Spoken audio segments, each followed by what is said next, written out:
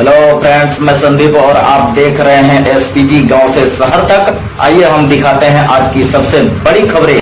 नारा लगाया गया कि हम विश्व गुरु बनने वाले हैं, लेकिन विश्व गुरु का नारा एक तरफ लग रहा था और दूसरी तरफ नई शिक्षा नीति लागू हो रही थी, जिसमें गुरुओं को भी ठेके पर रखने की शुरुआत कर दी गई थी। बॉम्बे लेजिस्लेटिव असेंबली के अपने भाषण में बाबा साहब ये कहते हैं कि ये पैसा आपका नहीं है, ये पैसा जनता का है। तो जनता का पैसा जनता के ऊपर दो ही चीज के लिए फ्री अगर खर्च करना हो तो एक पढ़ाई के लिए और एक दवाई के लिए खर्च करना चाहिए। और समाजवादी आंदोलनों के नारे लगा करते थे कि दो बातें हैं मोटी मोटी, सबको इज्जत सबको रोटी, मिटे गरीबी और अमीरी, मिटे चाकरी और मजबूरी, रोटी कपड़ा सस्ती हो और दवा पढ़ाई मुफ्ती हो। यानी पढ़ाई और दवाई मुफ्त होनी चाहिए। जेब से न तय हो कि कौन पढ़ेगा और कौन नहीं पढ़ेगा, पहले किताब से तय होता था। वही मनुस्मृति। फला लोग अगर गलती से भी उनके कान में वेदों की ऋचाएं चली जाएं तो कान में शीशा पिघला कर डाल देना चाहिए। सुनने में भी कितना खराब लगता है, उन्हें शिक्षा नहीं मिल सकती। और बाबा साहब अंबेडकर जिसे तीसरा गुरु मानते थे, उन्होंने 3 जनवरी 1848 को इसी महाराष्ट्र के दूसरे इलाके पुणे भिड़ेवाला में जब पहला स्कूल खोला, और उस समय स्कूल खोलने के लिए 2 ही लोगों को चुना था। महिलाओं को भी शिक्षा से वर्जित किया गया था और अछूतों को। उन्होंने जब उनके लिए स्कूल खोला तो एक किताब का नाम बता रहा हूं, देखिए मैं फिर से कह रहा हूं, मैं प्रधानमंत्री नहीं हूं कि कुछ भी बोल दूंगा। जो कहूंगा तथ्य और तर्क से कहूंगा ताकि आप क्रॉस चेक कर लीजिए। किताब का नाम है इनकैर्नेशन और इसके राइटर का नाम है सुनील खिलनानी। उन्होंने महात्मा फूले पर एक चैप्टर लिखा है और उसी चैप्टर में उन्होंने लिखा है कि जब वो स्कूल खोला गया, बाकी धनंजय कीर से लेकर के तमाम लोगों की जीवनी है और महाराष्ट्र सरकार ने खुद महात्मा फूले के सारी राइटिंग्स को पब्लिश किया है, उसमें भी पढ़ा जाना चाहिए। जब स्कूल खोला गया तो महाराष्ट्र पुणे के भिड़ेवाला के इलाके में बड़े बड़े पोस्टर लगा दिए गए कि ये धर्म के विरोध में काम हो रहा है, ये शूद्रों और महिलाओं को शिक्षा देने का काम जो व्यक्ति कर रहा है ये पाप कर रहा है। वही लोग जाकर पिता को भी समझा देते हैं। और वही गोविंद राव, उन पर एक फिल्म भी बनी थी पिछले दिनों, फूले। सिनेमा उनके हिसाब से जब बनता है तो घोर नफरती प्रोपोगेंडा भी हो। कश्मीर फाइल, केरल फाइल, ये फाइल वो फाइल बना दो, टैक्स फ्री करके दिखाते हैं। और जब फूले सिनेमा बन रहा था तो उसमें कितनी बार कैंची चली सेंसर बोर्ड की, अगर भूल गए हो तो फिर बधाई हो। संविधान बदल के मनुस्मृति वाले राज के लिए हम और आप भी तैयार हो रहे हैं। हम अपने लोगों को नहीं बचा पा रहे हैं तो फिर हमको उनको दोष क्यों देंगे। महात्मा फूले के ऊपर इन फिल्म बनी थी और उस फिल्म में वही सीन काटा गया कि सावित्रीबाई फूले जब स्कूल जा रही हैं पढ़ाने तो कचरा, मैला और गोबर फेंका जा रहा था।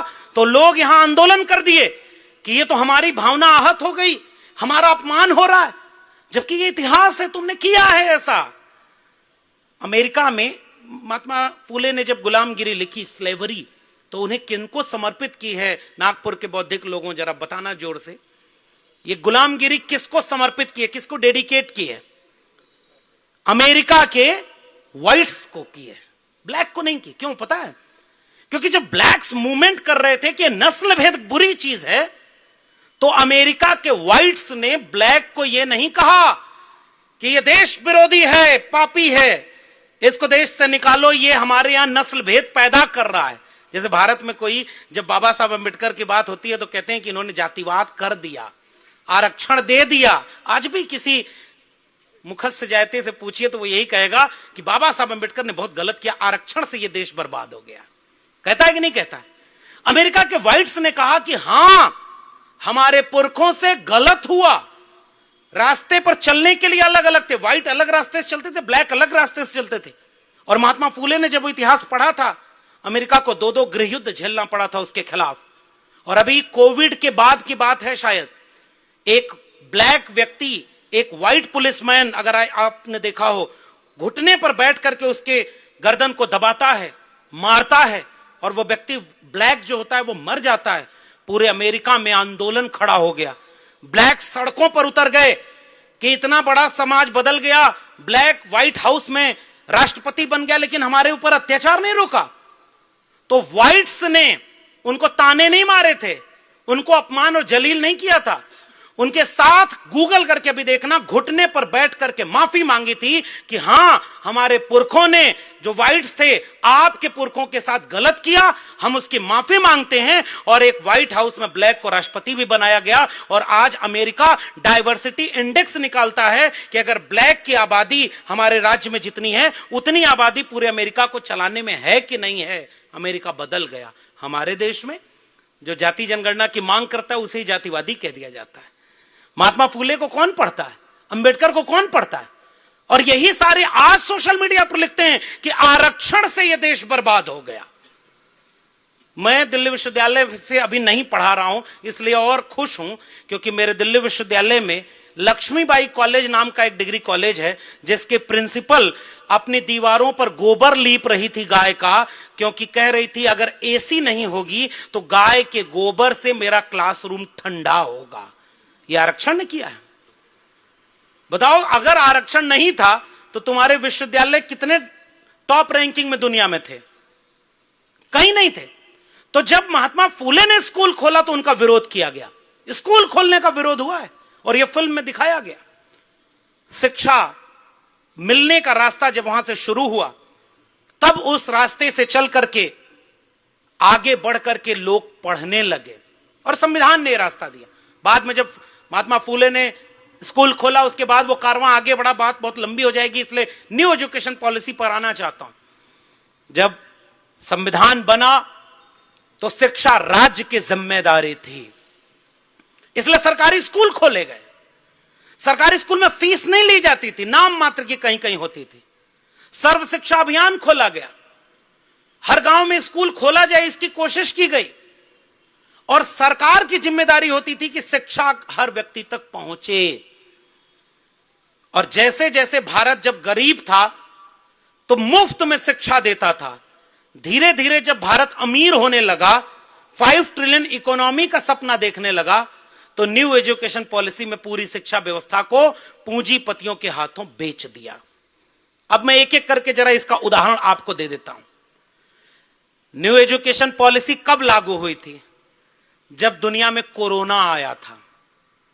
कोविड से लड़ रहा था इंसान, और दुनिया में जब कोविड से लड़ा जा रहा था तो भारत में कुछ वीडियो वायरल हो रहे थे जिसमें एक व्यक्ति कहता है कि हमारे यहां कोरोना नहीं होगा, अगर देसी गाय के गोबर को अगर शरीर पे लीप लेंगे तो कोरोना नहीं होगा और इस तरह से कोरोना से बच जाएंगे। आप देखिए कि नहीं, आपने वो वीडियो देखा करिए, ताकि गांव में जो अंधश्रद्धा जिसकी बात अभी प्रोफेसर साहब कह रहे थे वो कैसे चल रही है, बीमारी हम भी पहचाने।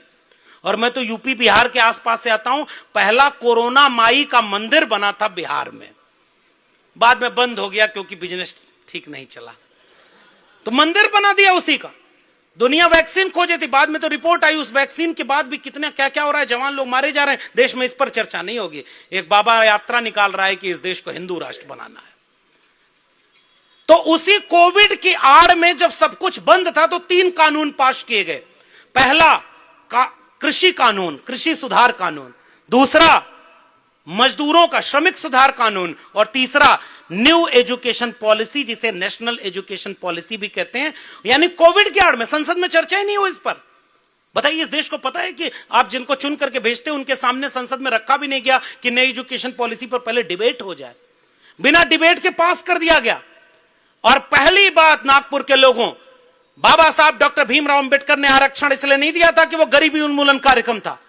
बाबा साहब अंबेडकर ने कहा, और मैं आज भी ये कहता हूं कि दुनिया में आरक्षण से बेहतर प्रणाली और कोई दूसरी नहीं, जिसने इतना कम वक्त में इतनी बड़ी आबादी की जिंदगी में क्रांतिकारी बदलाव ला दिया। इसलिए हम आरक्षण को भीख नहीं मानते, हम आरक्षण को इस देश में समता और न्याय के लिए सबसे जरूरी मानते।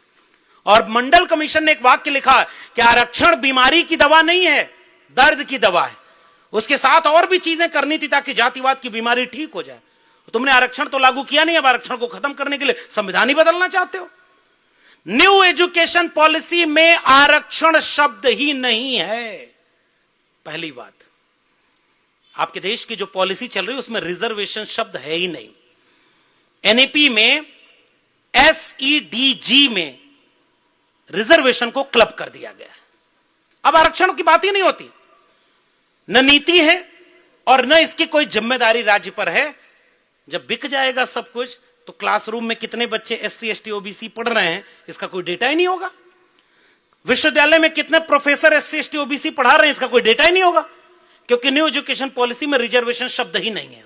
बधाई हो, संविधान 75 साल पूरा होने के पहले ही जो शिक्षा नीति बनी उससे आरक्षण को ही गायब कर दिया गया। फिर आप कहेंगे नहीं आरक्षण तो है साहब, जब तक वो पूरी तरह से प्राइवेट नहीं हो रहा है। अगला पॉइंट सुनिए, न्यू एजुकेशन पॉलिसी 3 तरह की ग्रेडेड ऑटोनॉमी ले आ रही। ऑटोनॉमी का मतलब ये प्रबुद्ध लोग बैठे हुए हैं। ऑटोनॉमी पहले एजुकेशन सिस्टम में क्या थी? सिलेबस यूनिवर्सिटी खुद बना रखता, स्कूल कॉलेज विश्वविद्यालय में क्या पढ़ाया जाएगा प्रोफेसर तय करेंगे, नेता नहीं तय करते थे। इसलिए वाइस चांसलर को, प्रिंसिपल को, गवर्निंग बॉडी को, सिलेक्शन कमेटी को, वहां के मैनेजमेंट को यह फुल ऑटोनॉमी थी कि आप बढ़िया सिलेबस बनाइए ताकि अगली आने वाली पीढ़ी दुनिया में नाम रोशन करे। इसे कहते हैं ऑटोनॉमी। तो यूनिवर्सिटीज ऑटोनॉमस थी, लेकिन न्यू एजुकेशन पॉलिसी ने क्या किया? ग्रेडेड ऑटोनॉमी दे दी। 3 कैटेगरी का वर्ण व्यवस्था न्यू एजुकेशन पॉलिसी ने लागू की। वर्ण व्यवस्था सुनिए कैसे।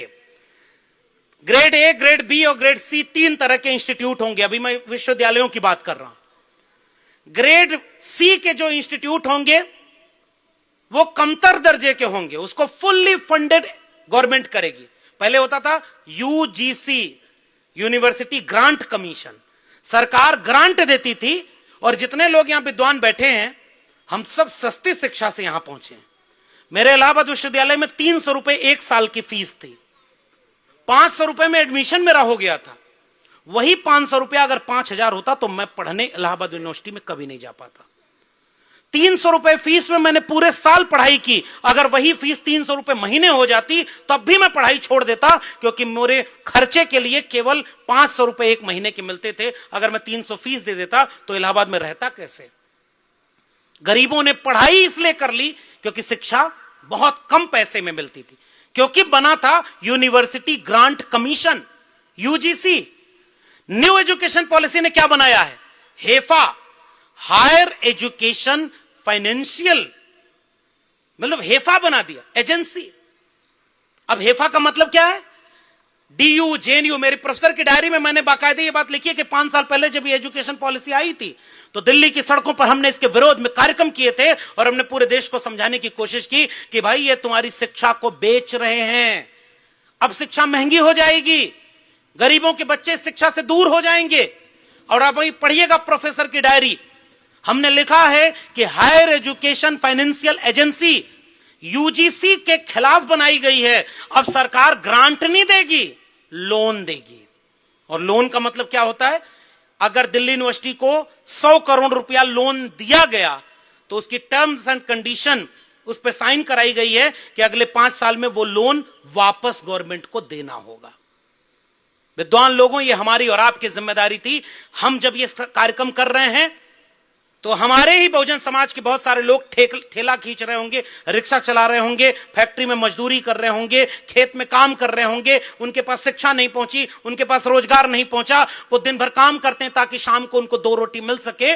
उनको ऊपर संविधान बचाने की जिम्मेदारी थी या हमारे लोगों पर थी? जरा सोच के बताना। जिसने संविधान का सबसे ज्यादा फायदा लिया था, हम नौकरी बचाने में लगे थे, तो संविधान कौन बचाएगा? क्योंकि ये बातें जो टेक्निकल हैं, इस कार्यक्रम के बाद अगर ये बात जन जन तक पहुंचानी है तो वो हम और आप ही पहुंचाएंगे। अब आप गांव के आदमी को कहेंगे कि हेफा बन गया तो वो क्या कहेगा? कहा हेफा से पेट्रोल 35 रुपया लीटर मिलेगा क्या? क्योंकि फलाने ने तो वादा किया था कि हमारी सरकार बनेगी तो 100 दिन में काला धन वापस आ जाएगा, और ना आए तो जिस चौराहे पर बुलाना मैं चौराहे पर खड़ा हो जाऊंगा। काला धन आया, नोटबंदी हुई, काला धन आया। गांव का आदमी यही नहीं समझ पा रहा है क्योंकि उसको अभी शिक्षा नहीं मिली। लेकिन पढ़े लिखे लोगों, हमने ये नहीं समझा। मैंने प्रोफेसर की डायरी में लिखा है कि हायर एजुकेशन फाइनेंशियल एजेंसी बनने से यूनिवर्सिटी ने क्या किया? खर्चा घटाया और आमदनी बढ़ाएंगे। विश्वविद्यालय के पास खर्चा क्या होता है? टीचर की नौकरी, प्रोफेसर साहब 1.5 lakh salary, 2 lakh salary, 3 lakh salary. और जब लोन लेंगे तो सैलरी कम करनी होगी। तो सैलरी कम करनी होगी तो परमानेंट अपॉइंटमेंट की बजाय कॉन्ट्रैक्ट पर टीचर रखे जाएंगे, आउटसोर्स किए जाएंगे, या ऑनलाइन टीचिंग को प्रमोट किया जाएगा। तो खर्चा घटेगा और आमदनी बढ़ाने के लिए एक विश्वविद्यालय, एक कॉलेज, डिग्री कॉलेज के लिए आमदनी का स्रोत क्या है?